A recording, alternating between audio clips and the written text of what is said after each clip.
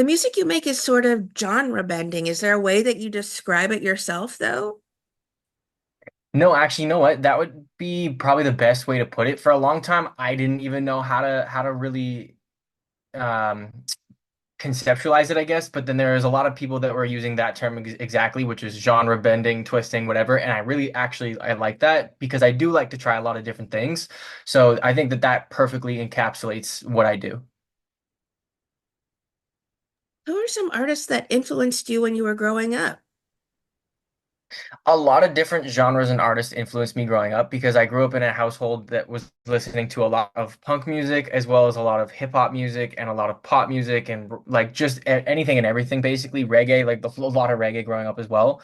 Um, I would say some artists that come to mind immediately off the top of my head, obviously just being, a white rapper, Eminem comes to mind, and then that quickly transitioned into other artists like Tupac, just from a storytelling perspective and a lyricism perspective. I like some local bands from where I'm back in Winnipeg as well. The Weaker Thans, they're really good. They inspire me a lot with the way that I write and my melodies and stuff like that. But I'm just because I make so many genres, it's because I was influenced by so many different genres as well.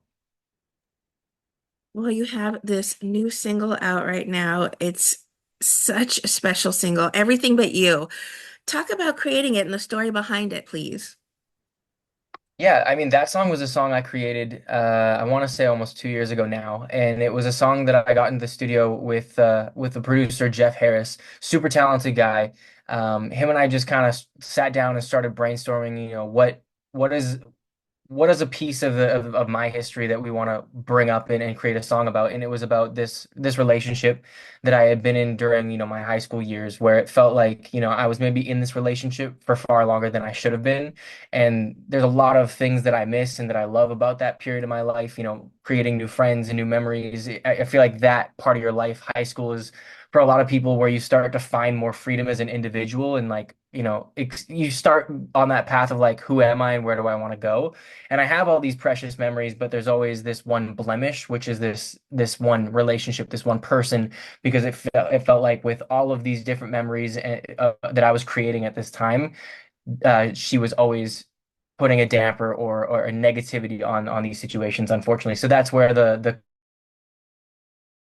chorus of the song comes from. I miss everything, don't miss you. You have a typical songwriting process then? You talked a little bit about for this one, but do you need lyrics before you can craft a beat, or do you need a music before you can sort of find the lyrics that match it? For me, typically, what makes the most sense is usually, a lot of my songs revolve around acoustic guitars. So when I get into the studio, it's usually starting with an acoustic guitar and just seeing what feels good. And what ends up happening a lot of the time is, yeah, sometimes I will have a concept or some lyrics in mind that I want to use, but if I don't, it's kind of like me having a conversation with the instrumental or with the acoustic guitar. It's gonna make me feel a certain type of way. Words start to just pop into my brain, and then it just starts to flow. The way I write is very linear. I know a lot of people will start with a chorus and go backwards and they'll jump around, but for me, it's very like intro, verse, pre-chorus, chorus, etc. And that's just how I've always kind of written. When it comes to the production side of the music you make, do you have much of a say as well, or do you sort of leave that into the hands of someone you trust? It can go both ways. A lot of the times, what happens with that I what it was, which is what I prefer, is I like to be involved in that production process, whether it's because to be completely fair, I don't know how to do the production from a technical standpoint. I just know what I like and what I like to hear. So, when I'm there, I am making suggestions and just, humming melodies and things like that. And I let someone else take care of the actual smart work of it all. But for a lot of it is collaborative, and there's things that I hear, but there's also a lot that I don't know yet that I'm still learning. I'm still very much a student, and when I can be with someone else who is extremely or is a really is an expert at that field, I love to work with them collaboratively. I work with a guy named Farrell a lot. I've been working with him for a while, and I really like to sit with him and learn from him. And I feel like a lot of the things that I've learned as well came from him, and my ability to co-produce definitely came from him. Well, we talk about this new single out, Everything But You. What kind of fan response have you been receiving to it and ways that people connect with it? So far, it's been really, really great. I've had a lot of radio spins, which I've never really had before. So I've learned recently that it's been played like over 30 times, which obviously isn't a huge number, but it's really cool for me as a beginning artist to see it be on the radio even once, let alone over 30 times at this point. People that have been listening to me from before, they're really liking the song as well. And that's a thing that I like about my fan base is that because I do so much different kinds of music. Sometimes I'm rapping, sometimes I'm singing, sometimes it's pop, sometimes it's punk. That my fan base seems to be very receptive, and regardless of whether I'm rapping or I'm singing, they all seem to really like what I put out, which is something I will never take for granted. I really appreciate that. With this new song out, I have to ask, is there an EP or an album in the works as well? Nothing official yet. I have a lot of music that is unreleased at this point, like well over 100 tracks that are, just kind of in the vault, ready to be released. I do have some loose ideas for EPs that I would like to put out or mixtapes, but nothing set in stone yet. You've played shows in the south of France, you've toured Europe. Where are some of your favorite places to perform? Amsterdam was really cool. I loved the city. I loved the vibe. I loved the people. I did a performance as well in Germany. That was probably one of the coolest performances just because people from Germany really seem to show up, even if it's for an artist that they don't know. They're just there to have a good time and have fun. And I felt that when I was on stage, so I loved that. And then recently I did a show in Milwaukee at Summerfest where the audience was super receptive and I couldn't have been happier about it.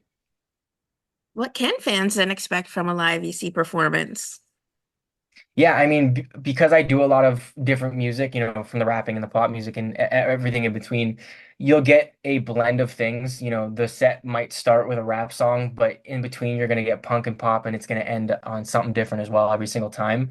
I like to bring a lot of energy. I like to put my deepest emotions into the tracks and keep the reasons why I wrote the songs at the forefront of my head while I'm performing them, as if I'm performing them for the first time. I really love to just let people feel what I'm trying to convey, even if they've never heard a song before or been to a show before. Who would you love to collaborate with on a track in the future? Some Eminem. of the names that for sure, yes, absolutely. That would be a hands down. But some of the names that come to mind immediately would be like John Bellion. That's a huge inspiration for me.